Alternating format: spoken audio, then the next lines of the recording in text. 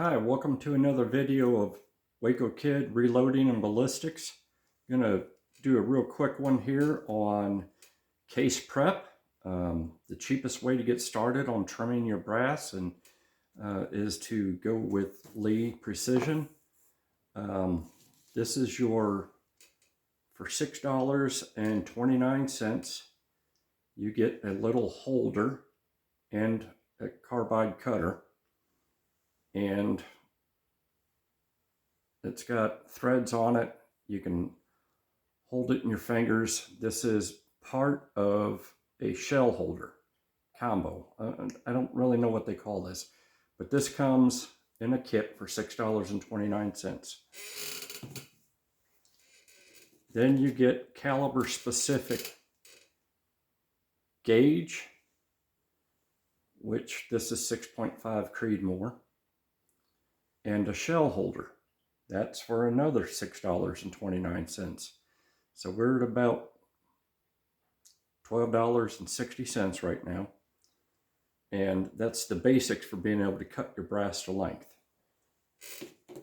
And then for $3.29, now all these prices are from today, February 7th, 2026, off of Midway's website.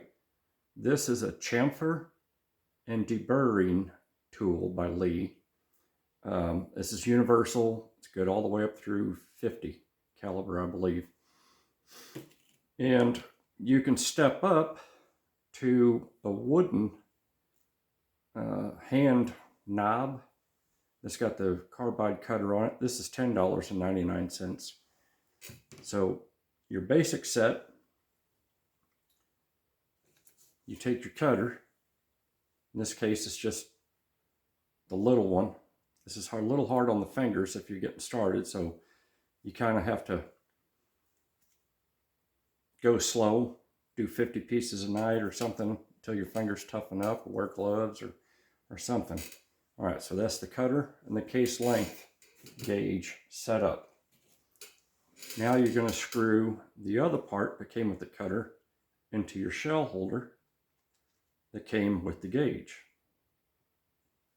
Then you're going to slip a piece of brass inside the holder and finish screwing it down.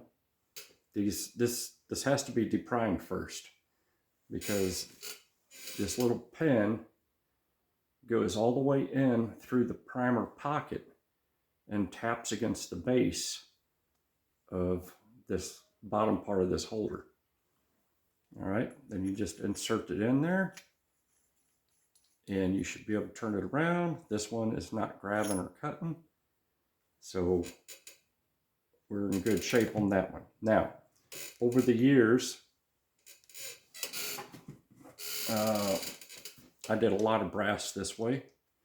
Then in 2016, I decided to step up the game and do the, notice how I grab that. There is a shoulder between the threads and the halfway point. This is tuned exactly for the inside case neck diameter of a resized piece of brass. So again, you want to deprime and resize your brass, clean it first.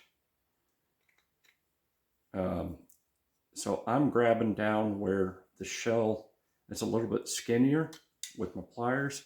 That way, if I do happen to booger it up, no big deal. All right, so this one, I guess because I screwed it in a little tighter, I was able to trim just a hair off of that. Now, this is what's still available today. This has been around as long as I've been reloading. However, some years ago, I came up with this adapter that it used to be offered by Lee. I cannot find it on their website, nor is there any part numbers on here to reference it, but it's held together with snap rings. When it turns, it's a universal, so I no longer need a shell holder. You see those three fingers that just came in, and like the shutter of a camera, it just opened right up and closed right up. So That I use in my cordless drill.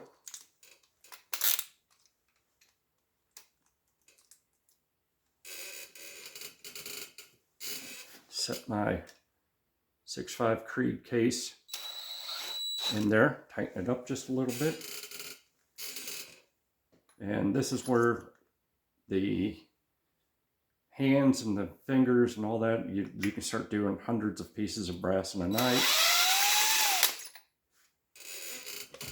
So once you've done cutting, that tool will cut the end of the case neck completely square and flat, but it leaves a little bit of burr on the outside of the case. So you want to deburr that with the inside of this tapered little tool. And I just feel for that burr to totally disappear. And I turn that tool around where the cone is facing up or towards the case. And I do it mostly by feel. I can feel it stop chattering, and then I can look and verify that I have a really clean chamfer, or if you fancy way of saying a bevel, that's ready to accept a new bullet.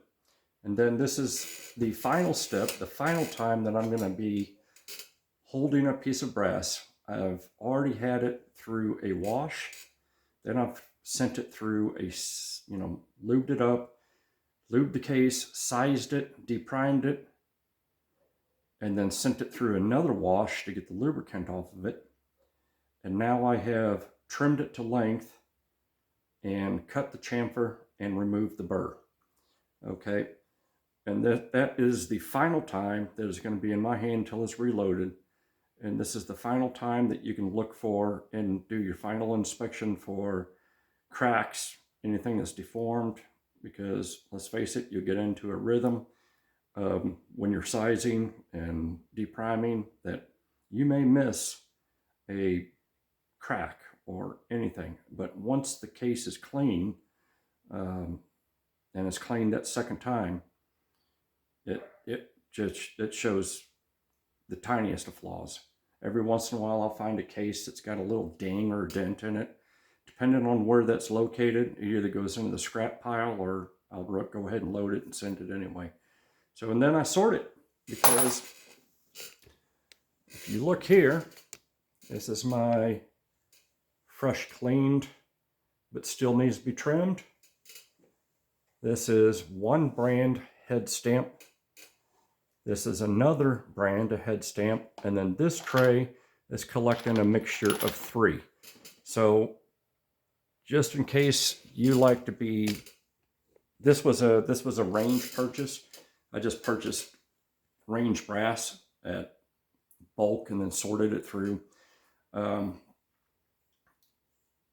So once I have everything trimmed and then separated into brands, that's when you can start setting up your precise loads, your exact same weight charge for the exact same weight slug. And you should chronograph pretty close to each other and not have extreme velocity differences. And then that's when you start getting into better than factory ammo. I hope this was helpful to some of you guys. Thanks for tuning in. Like, subscribe. See you on the next one.